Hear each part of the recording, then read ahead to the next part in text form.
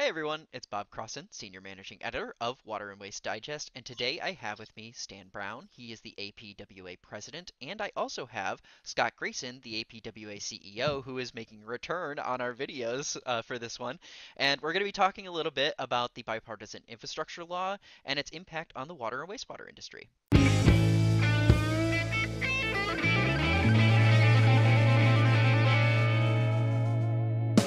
So thank you both for being here. We really appreciate you taking the time to talk to us today.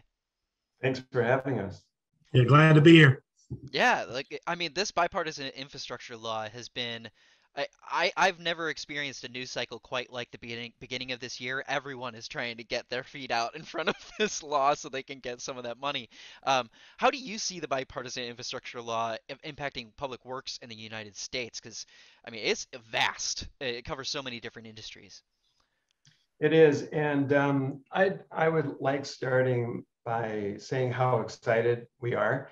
APWA has worked on these issues of infrastructure, whether it's water, roads, bridges, emergency management, first responder issues, all related to critical infrastructure. And what ended up happening was the White House invited APWA to the White House signing. So we were extremely excited, and we know thousands of ways of how the money can and will be used, but we're kind of stuck right now. Stan, I don't know if you have any thoughts about why or how we're stuck. Yeah, we're kind of stuck as far as the funding part of it. It's that the law has been passed, but as you know, until the money is actually appropriated by Congress, and that's their role, there really aren't any dollars there. They're basically the funds that are flowing now are pretty much those that are already appropriated, by the different agencies. But it is a historic milestone for us in this country, transformational, absolutely, to our infrastructure. I think we've been talking for years about how stretched we are with our infrastructure, the aged bridges and roads and water and sewer that we have in this country, and particularly broadband. I mean, I think that's another exciting part of this is to try to bring that capability to rural America. And pretty much we're in good shape in our cities, but a lot of our areas of the country are really hurting. So this is going to be a great thing for us. It goes back to pretty much like the Eisenhower years when, we had the interstate highway was funded. That all started with a young man, Lieutenant Colonel Dwight David Eisenhower, that was over in Europe, World War One, and saw the Autobahn and how it eased transportation for military purposes. And that led us to the whole interstate system, which, if you think about it now, what would our country be without that investment? So hopefully this will be significant, and we'll see the impact of that for years to come. It is, and I'd add as well, we've had years of having the public and U.S. Congress only acknowledging that we have aging infrastructure when tragic incidents happen, like Flint, Michigan with water, the collapse of the I-35 bridge in Minneapolis, and now actually this morning, a bridge in Pittsburgh collapsed as well. And we just shouldn't focus on all of that. We have to understand what our assets are in the United States and constantly look after them. And, I would imagine Stan would agree that this law that was passed is a great step in the right direction of looking after America's infrastructure. Yeah, I wanted to point to a little bit of what Stan was talking about with the transportation side of things. When I think about it from this water side of things, the EPA has said multiple times this is the greatest single investment in water infrastructure since the Clean Water Act in the 1970s. Like that Right? is a tremendous 50 period years of ago, I time. think. Yeah. Yeah. It's a tremendous That's period of right. time to go without a huge investment in water infrastructure. So, yeah, to your point, it's totally transformational money. Yeah. Right. So, you had mentioned this a little bit, Stan. I know that APWA had put out a release recently calling on Congress to fully fund this law. You were talking about the appropriations.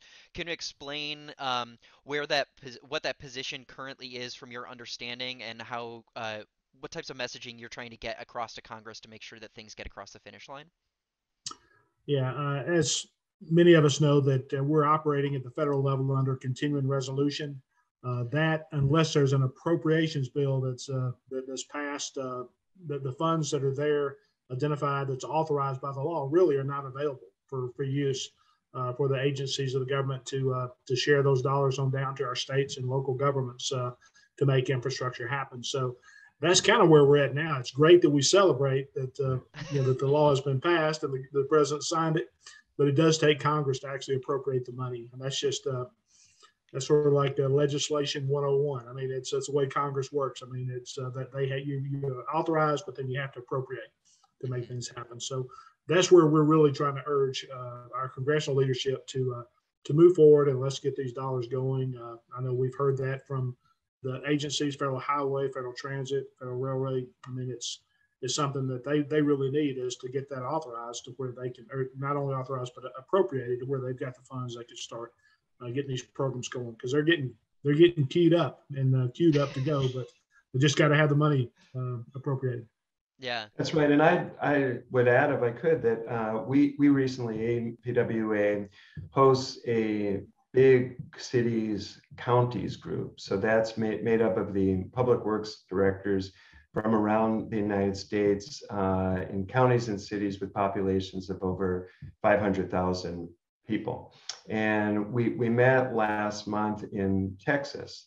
And what a lot of them shared with us is, I mean, actually asking us, so, okay, the president signed a bill into law. We're all excited, but show me the money. And what they're experiencing is their elected leaders who they work for, whether it's mayors, council members, county commissioners, are saying, okay, let's start spending it. And there's really a misconception out there that when the president signed the bill into law, that we were able to start building. And so that's really our purpose for getting the word out there. And we also issue action alerts to our 30,000 members as well, making them aware we're excited, we've worked hard, we've won, but we need the money. And so we've asked them to write Congress as well. Yeah, so you have that element, and then the other element that I have heard as well, especially with the water side, because a lot of it has this terminology of like disadvantaged communities and stuff like that. Yes, My understanding is there's a lot of things still going on behind the scenes exactly. to identify, define all of those things so that when people apply, they know what to include to identify themselves as a disadvantaged community and that type of thing as well. So it's also a bureaucratic hold up a little bit in some ways too.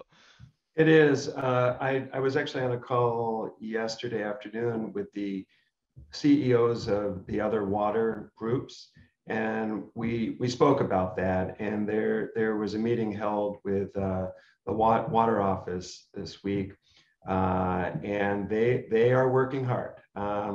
They are writing up the guidelines as we speak and getting ready. And there is a lot of two-way outreach.